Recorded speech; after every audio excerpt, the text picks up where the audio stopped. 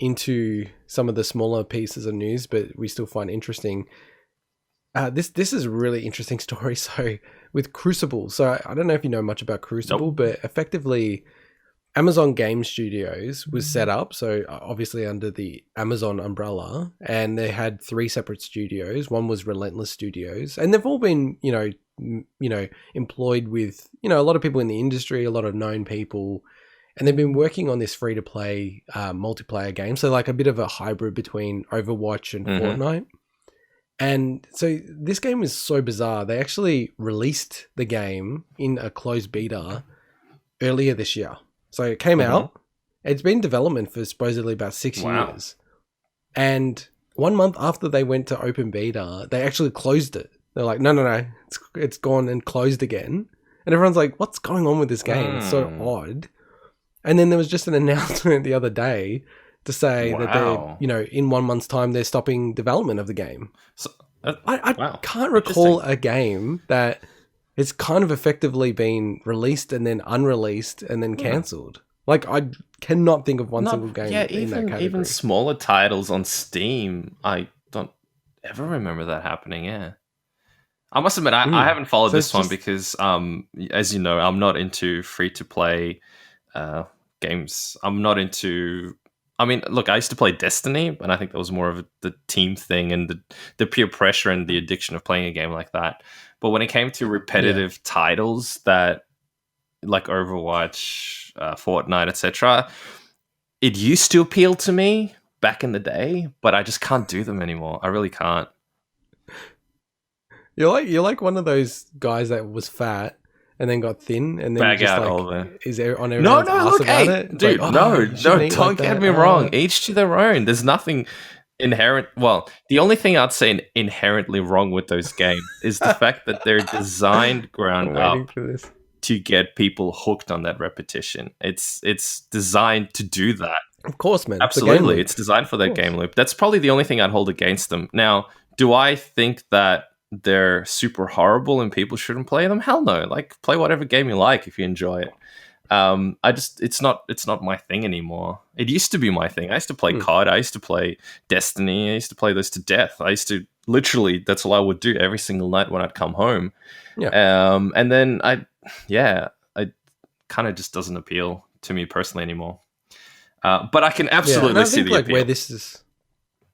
I think where this is important is, obviously Amazon is quite a powerful player. Like, they're one of the biggest companies in the world. I think they're like the second or third largest company in the world.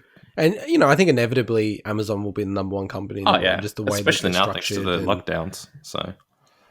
Yeah, and they're just ruthless with everything, like ruthless with their pricing and, they just want to consume a percentage of the economy. Like, literally, that's their mission.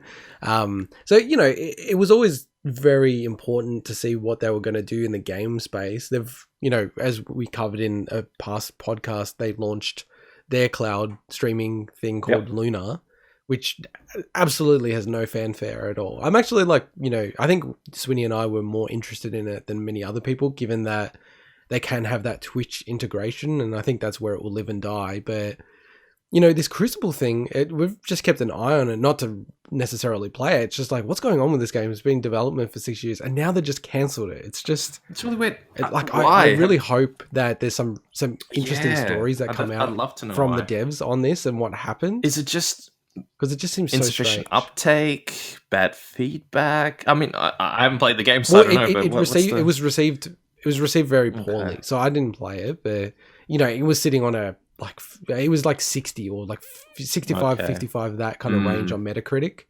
So it was, And the thing is with these type of games, there's so many of them and you can't play that many of them. And you need to have like thousands of people playing these games every single moment. Yeah. You need people to play them a significant amount of time. They tend to not be the kind of games where you just jump in, play for 10 minutes and jump out, do the story for a few hours and that's it. Because even with Avengers that just launched, and that has like a massively multiplayer type of component to Destiny it. with Avengers, isn't it?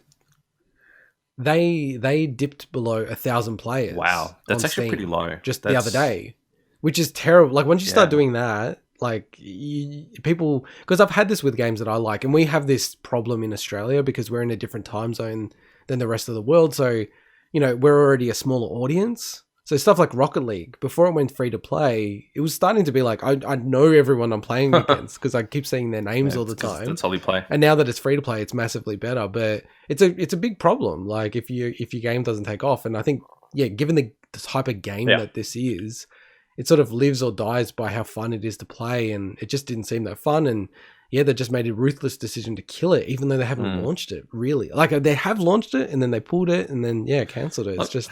It's very odd. Like my views on this particular thing. I'm going to be selfish when I say this. Who cares?